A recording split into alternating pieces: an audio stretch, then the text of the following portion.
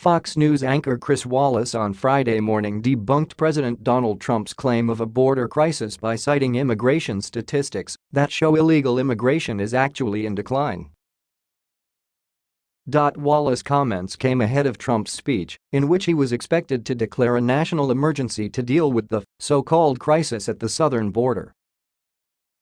Wallace said during a Friday morning appearance on Fox News that the move could quickly result in a resolution of disapproval in Congress.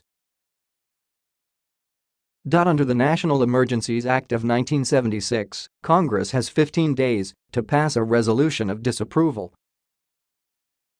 That will almost certainly happen, he said. Wallace later added that migration across the southern border was down from previous levels. If you look at the statistics, 4 times as many people were coming over the border in the year 2000, he explained. 1.6 million people were apprehended coming across the border in 2000.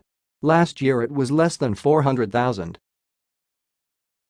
So the argument could be yes, there certainly is a problem and yes, people are coming over the border, but it is only a fraction, about 25% of how many people were coming over in the year 2000.